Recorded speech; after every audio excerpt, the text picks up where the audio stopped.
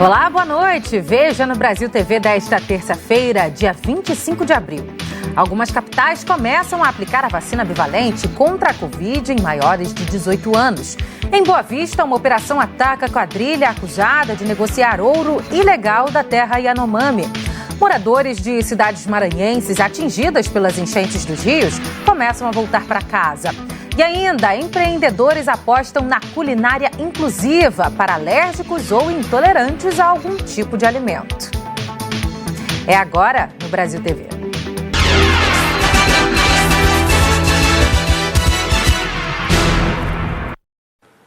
Pelo menos 12 capitais e o Distrito Federal já estão aplicando a dose de reforço bivalente contra a Covid para toda a população com 18 anos de idade ou mais. O Rio foi uma dessas cidades que ampliaram a vacinação para todos os adultos, seguindo a recomendação dada ontem pelo Ministério da Saúde. Tinha gente que já estava ansiosa para se proteger com a vacina mais completa contra a Covid. Vi a notícia que a partir de hoje eu poderia tomar bivalente, fui fazer minha caminhada e depois vim direto aqui, aproveitei e já estou vacinado. Eu estava de olho até liberar. Estava ansioso? Estava muito, eu tomei todas as doses. Os postos de vacinação da cidade do Rio passaram a aplicar hoje a bivalente. É a versão mais atualizada da vacina, que protege também contra variantes do coronavírus. Essa vacina ela não tem contraindicação de ser tomada junto com a vacina da gripe, então se você também faz parte do grupo público-alvo da vacinação contra a gripe, a pessoa inclusive já pode tomar no mesmo dia as duas. Pode receber a bivalente quem tomou pelo menos 2 doses do esquema normal, sendo a última delas há no mínimo 4 meses. Dona Glória faz questão de estar sempre com a vacinação em dia. Já tomei a 5ª. E se tiver mais? Toma de novo. Até ontem, a vacinação com a bivalente estava liberada só para alguns grupos prioritários, como grávidas, profissionais de saúde e pessoas com alguma comorbidade. Mas o Ministério da Saúde decidiu ampliar essa oferta para todo mundo que tem a partir de 18 anos. A intenção é aumentar a cobertura vacinal, que está bem abaixo do esperado.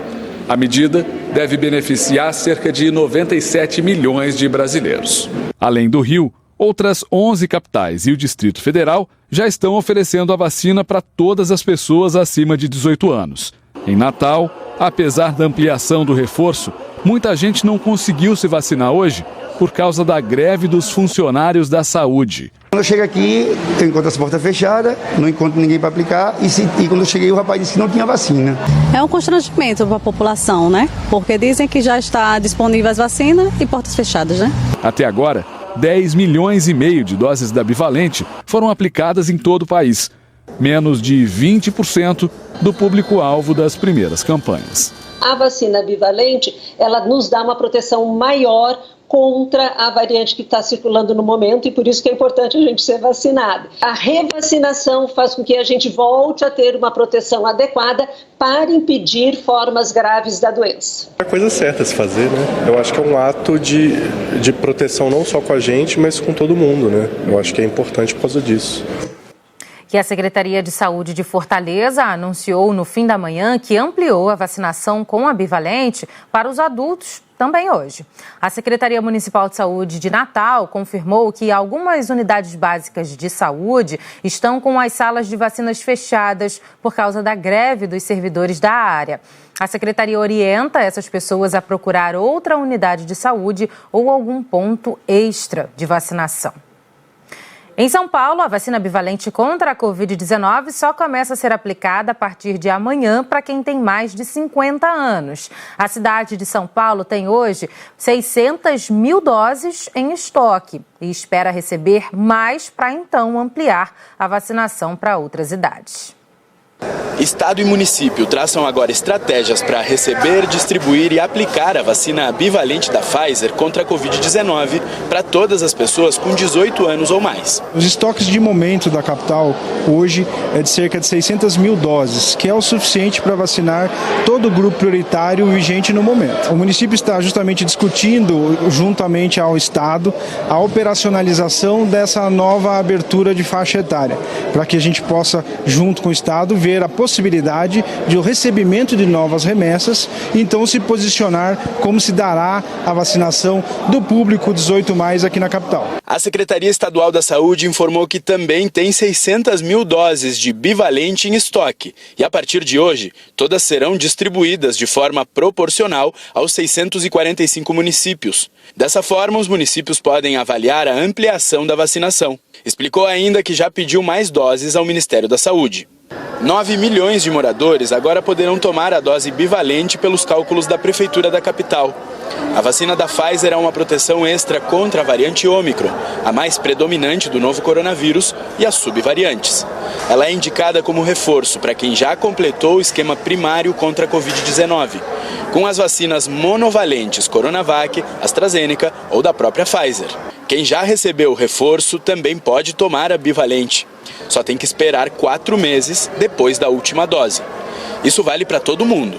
A procura da vacina bivalente contra a Covid-19 para quem tem 60 anos ou mais é considerada baixa aqui na capital. Fontes do Ministério da Saúde dizem que a ampliação para outras pessoas veio justamente por causa dessa pouca adesão e considerando também os estoques em algumas cidades. A Adriana tem 47 anos. Volta e meia vai até a UBS mais próxima para saber se chegou a vez dela de tomar a vacina mais atualizada contra a Covid. Toda semana eu venho aqui perguntar. Falei, não custa nada dar uma passadinha lá para ver se já está liberada para minha idade. E ela não está sozinha nessa turma. Vai tomar? Sim, vou. Acha importante? Com certeza, porque melhor se prevenir, né? É importante. E olha, 14 pessoas foram presas pela Polícia Federal no Rio de Janeiro em uma operação contra um esquema de fraudes no INSS. A quadrilha investigada já causou um prejuízo de R$8 milhões à Previdência. A Polícia Federal estima que esse prejuízo podia ter sido de até R$12 milhões caso a quadrilha continuasse agindo, não tivesse sido descoberta. Hoje, os agentes da Polícia Federal saíram com 19 mandados de prisão e 18 mandados de busca e apreensão. 14 mandados foram cumpridos, 14 presos, entre eles um casal de advogados. Segundo as investigações, a quadrilha fraudava documentos para inventar falsos beneficiários e até reativar cadastro de beneficiários mortos. Com esses documentos, a quadrilha fraudava a emissão de pensões por morte e também do BPC, aquele benefício de prestação continuada, Depois, os integrantes da quadrilha se passavam por procuradores e pelos próprios beneficiários falsos e aí abriam contas em banco e faziam o direcionamento dos depósitos. Os fraudadores vão responder pelos crimes de organização criminosa, estelionato previdenciário, falsidade ideológica, falsificação de documentos públicos e uso de documentos falsos. As penas somadas podem dar até 31 anos de prisão. A investigação durou 2 anos, começou lá em 2021 e agora a polícia vai analisar os documentos apreendidos hoje, porque essa investigação deve continuar. Conversei com o delegado responsável pela operação, ele afirmou que mais integrantes dessa quadrilha ainda devem ser descobertos. E a Polícia Federal também fez hoje, em Roraima, uma operação contra um grupo suspeito de movimentar mais de R$30 milhões com a compra e a venda de ouro ilegal da terra indígena Yanomami. Olá, Marcélia. A Justiça autorizou 8 mandados de busca e apreensão que foram cumpridos na manhã de hoje pela Polícia Federal em Boa Vista. Os alvos da investigação são suspeitos de intermediar a compra de ouro extraído ilegalmente da terra indígena Yanomami. Na residência de um dos investigados, os agentes precisaram utilizar um carro para abrir o portão. As investigações começaram depois que um grupo de garimpeiros foi preso na terra indígena pelo Exército em 2020. Na época, eles foram levados para a Polícia Federal e, em depoimento, informaram para quem vendiam o ouro extraído ilegalmente da reserva. O grupo criminoso teria movimentado mais de R$30 milhões em 4 anos. Segundo a PF, para não levantar suspeitas, os envolvidos sacavam grandes valores de forma fracionada. A Justiça também determinou o bloqueio de bens dos investigados. Ninguém foi preso. Marcele, eu volto com você. Em Dourados, um assalto a uma família terminou em confronto com a polícia. Um suspeito morreu e outro foi baleado. Quem tem os detalhes é o Caio Nogueira. Olá a todos, tudo começou numa residência no bairro Jardim Itaipu, aqui em Dourados. que foi alvo de um assalto por volta das 9 horas da noite. 2 homens armados com revólveres entraram na casa e renderam uma família. Os assaltantes exigiram a chave do carro e, mesmo sabendo que tinha rastreador, fugiram com um veículo e 4 celulares. Em seguida, uma equipe do setor de investigações gerais localizou o carro na região da Vila Rosa, com um motorista e passageiro. Na tentativa de abordagem, os suspeitos atiraram na equipe e então houve um confronto. Os suspeitos foram atingidos, sendo que um morreu e o outro precisou ser socorrido até o hospital. A perícia recolheu revólveres, celulares e cápsulas de munição. O caso está sendo investigado pela Delegacia de Pronto Atendimento Comunitário aqui de Dourados, que irá apurar os crimes cometidos pelos suspeitos. Caio Nogueira para o Brasil TV. Mais de 700 mil pessoas estão sem transporte coletivo em São Luís e região metropolitana por causa de uma greve de motoristas e cobradores de ônibus. Hoje, São Luís ficou sem ônibus nas ruas. É que os rodoviários do transporte público entraram em greve após a audiência de mediação do Ministério Público do Trabalho que aconteceu ontem. A justificativa para essa paralisação foi porque o Sindicato das Empresas de Transporte de Passageiros de São Luís se recusou a assinar a Convenção Coletiva de Trabalho, alegando falta de subsídios não repassados pela Prefeitura de São Luís e também pelo governo do estado.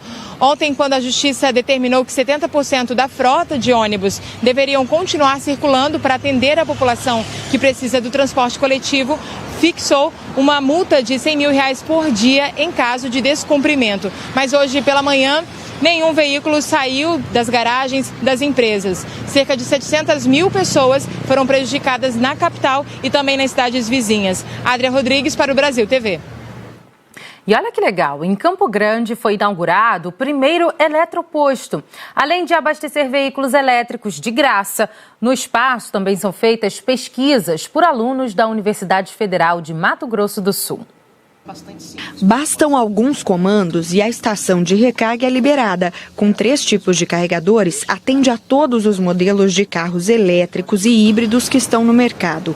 É assim que funciona o primeiro eletroposto de Mato Grosso do Sul, que fica no campus da Universidade Federal em Campo Grande. O projeto é uma parceria da UFMS com o Detran e empresas privadas. Ele também é um gerador de resultados, de dados. É através do eletroposto que a gente consegue levantar muitos resultados que são publicados, artigos, dissertações. Então, enfim, envolvem alunos, pesquisadores de um modo geral. Na estação para carros, a recarga é rápida, dura em média 30 minutos. Ao lado tem uma tomada para carregar patinetes elétricos e bicicletas. Para este aluno da pós-graduação do curso de Engenharia Elétrica, o projeto ajuda as pesquisas desenvolvidas na universidade. Desenvolve bastante a nossa parte prática como acadêmico no curso, porque a gente consegue ver como que funciona cada um dos conversores que estão aqui instalados. A gente também leva eles lá para o laboratório de pesquisa, onde a gente desenvolve um eletroposto próprio da UFMS. Então, esse tipo de coisa é bem proveitosa para o acadêmico de engenharia elétrica. O eletroposto funciona com energia solar, sendo totalmente sustentável. A ideia é que no futuro, além de usar a energia fotovoltaica, o abastecimento também seja possível sem fio. Por enquanto, os motoristas podem recarregar o veículo aqui no eletroposto na UFMS sem custo nenhum, de graça. Mas e quando essa energia é cobrada? Será que ainda assim vale a pena ter um carro elétrico? Segundo a análise dos pesquisadores, uma carga completa, já com impostos, custa cerca de R$ 46 e garante uma autonomia de 300 quilômetros, o que daria um custo médio de 15 centavos por quilômetro rodado. O Detran já autorizou a instalação de mais 2 eletropostos em Campo Grande. E voltamos a falar da forte chuva que atinge a Bahia. Já provocou estragos em mais de 20 cidades do estado. Em Salvador, a terça-feira foi de tempo aberto e sem chuva, bem diferente de ontem, quando a cidade enfrentou um temporal. Além da capital, outras 23 cidades baianas foram atingidas pelas fortes chuvas. Segundo a Superintendência de Proteção e Defesa Civil da Bahia, mais de 5 mil pessoas estão desalojadas do estado e outras 16 desabrigadas. Para tentar ajudar as vítimas da chuva, o Corpo de Bombeiros da Bahia vem arrecadando donativos para serem levados para as regiões mais afetadas. Só de Salvador já saíram mais de 2.600 cestas básicas. Donativos que chegaram até indígenas de Santa Cruz Cabralha, extremo sul da Bahia. Segundo a FUNAI, 14 aldeias foram alagadas e quase 1.000 indígenas ficaram fora de casa. Hoje, teve mutirão de limpeza pelas ruas da cidade. Em Coroa Vermelha, Santa Cruz Cabralha, uma força-tarefa foi montada por equipes da Defesa Civil Nacional, IBAMA, bombeiros e prefeitura. Nas estradas da região, os trabalhos de recuperação dos trechos destruídos pela chuva já começaram. Camila Marinho, de Salvador, para o Brasil TV. Mais de 70 municípios atingidos pelas enchentes no interior do Maranhão continuam em situação de emergência. Mas em alguns deles a volta para casa já começou. A Jane Mendes tem as informações de Santa Inês. Em algumas cidades aqui do Maranhão, o nível dos rios que transbordaram começou a descer, mas ainda há muita gente sofrendo as consequências dos alagamentos. Em Vitória do Mearim, na região da Baixada Maranhense, ruas continuam inundadas. O cais da cidade está encoberto. Comerciantes do setor estão trabalhando com os pés dentro d'água para evitarem maiores prejuízos.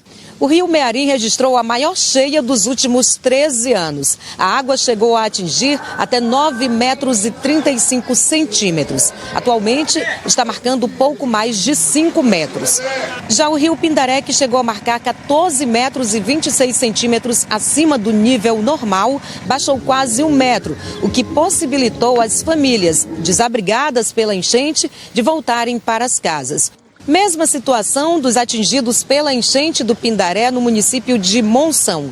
Praticamente todas as famílias que foram expulsas de casa pela água já retornaram às residências. Jane Mendes para o Brasil TV. A gente fala agora daquela explosão num prédio em Campos do Jordão, no interior paulista, no fim de semana. Hoje, a seguradora do condomínio foi ao local avaliar os danos. Segundo a Defesa Civil, parte do prédio será demolido. Hoje à tarde foram realizadas mais 2 vistorias aqui no prédio onde ocorreu a explosão. Uma delas da seguradora que atende o condomínio e a outra do Corpo de Bombeiros. A Defesa Civil informou que parte da estrutura abalada com a explosão deve ser demolida, mas não há prazo para que esse trabalho seja realizado. O trabalho de perícia já foi realizado por aqui, mas também não há prazo para a divulgação dessa perícia. A Polícia Civil continua acompanhando esse caso de perto, que foi uma explosão que atingiu pelo menos 10 de 30 apartamentos aqui em Campos do Jordão no último sábado. 4 pessoas ficaram feridas, uma em estado grave. A gente volta para o estúdio. A seguir, a produção orgânica de um assentamento no sertão de Pernambuco. É daqui a pouco, não saia daí.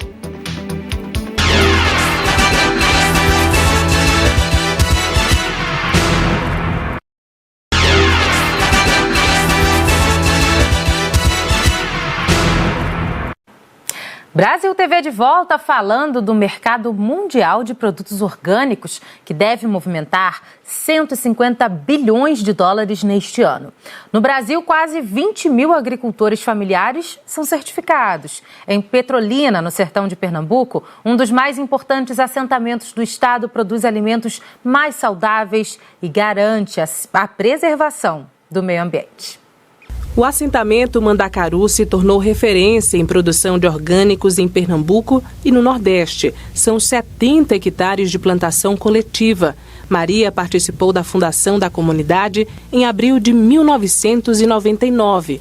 Ela conta que em 24 anos de luta pelo direito à terra, foram muitas transformações. Quem chegou aqui sem nada conseguiu construir do zero uma vida digna a partir da agricultura familiar. A gente chegamos aqui, tinha gente aqui que não tinha nem uma bicicleta para andar. E hoje você chega em todas as casas aí, você vê um carro, vê uma moto, vê tudo. Viu? Tudo daqui, da agricultura familiar. Na horta comunitária, dentro do assentamento, as famílias cultivam folhagens e legumes. Nesse tipo de espaço rural, se destaca o potencial produtivo, social e econômico, sem contar com a promoção da segurança alimentar. Nesse outro ponto, no meio da caatinga, uma plantação produtiva. Trabalho das 22 famílias que há 13 anos fomentam o comércio da região com alimentos totalmente livres de agrotóxicos. Produtos orgânicos possuem cerca de 20% a menos teor de água na composição.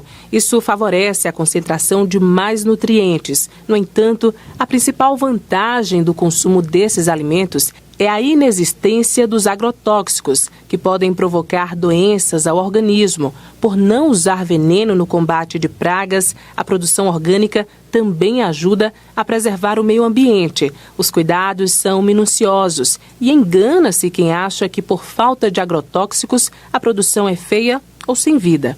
A história de Osaneide se mistura com a do assentamento. Ela chegou aqui na formação da comunidade aos 19 anos e se tornou uma das principais lideranças. Entre muitas articulações e lutas, esteve à frente do processo junto ao Ministério Público que possibilitou o acesso à água na localidade. Acreditar no potencial desse sistema agrícola é a maior motivação dos trabalhadores do assentamento. A gente está aqui lutando para dias melhores e ter uma alimentação mais saudável na mesa da população. O que o senhor acha, ou melhor, espera para que esse plantio seja mais valorizado? A população adquirir mais conhecimento sobre a agricultura orgânica, para consumir um produto livre de agrotóxico, melhorar a vida deles, né? Isso é importante. É por isso que o senhor luta? Por isso que eu luto. E falando em alimentação, atualmente tem muita gente que tem alguma alergia ou restrição alimentar. Para essas pessoas é preciso sempre estar de olho na comida para evitar complicações como cólicas, coceira. Tem gente que tem intolerância, por exemplo, à lactose, que é a dificuldade de digerir o açúcar que tem no leite. De olho nesse público, empreendedores estão apostando na culinária inclusiva para alérgicos ou intolerantes a algum tipo de alimento. Elis tinha 3 meses de vida quando a mãe, Ana Marta, percebeu que tinha algo de errado com a alimentação da filha. A gente fazia a amamentação exclusiva. Ela começou, toda vez que eu comia glúten ou leite, ela começava a vomitar todo o alimento. Eu ficava toda melada de leite materno, né? Além disso, ela sentia dores abdominais e ficava com o corpo inteiro, dos pés à cabeça, cheio de urticária, né? Todos manchadinho, vermelho. Depois de alguns exames, descobriu que a menina tinha intolerância ao glúten e alergia às proteínas do leite. Ana teve que mudar a alimentação dela, já que Elis mamava. E se a mãe comesse esses ingredientes, a filha teria reações. No começo cozinhava só para ela, depois passou a receber encomendas. Começou a fazer doces, salgados, refeições, tudo voltado para quem tem alergia ou intolerância ao glúten, lactose ou proteínas do leite. A produção é na casa dela, no bairro da Várzea, zona oeste do Recife. Ana tem 2 funcionárias. Na cozinha, recebe uma mãozinha daquela considerada responsável por tudo isso ter começado. Elis. É como se fosse uma brincadeira. Eu ajudo ela, o que eu posso, aí ela me dá o dinheiro depois. Eu não cobro não, ela que me dá mesmo. Ana Marta já atendeu uma média de 500 clientes. Uma delas é Carolina. Há 6 anos descobriu que tinha alergia ao ovo, ao glúten e intolerância à lactose. Ela está grávida de Henrique e desde que conheceu os produtos da empreendedora, voltou a comer alimentos que há tempos não podia chegar nem perto. A gente sempre tem uma preocupação de estar sempre lendo rótulo, os ingredientes de tudo. Tem que ficar sempre muito atento a isso. Eu encontrei a Ana pela internet, pelo Instagram, e de fato foi assim, uma bênção. Foi maravilhoso poder comer as comidas que ela faz, né? Poder recordar o gostinho de uma coxinha, por exemplo, de uma empada, de um bolo. Nesta cozinha industrial que fica no bairro de Santo Amaro, área central do Recife, são produzidos bolos, pães, biscoitos e refeições sem glúten e sem derivados do leite.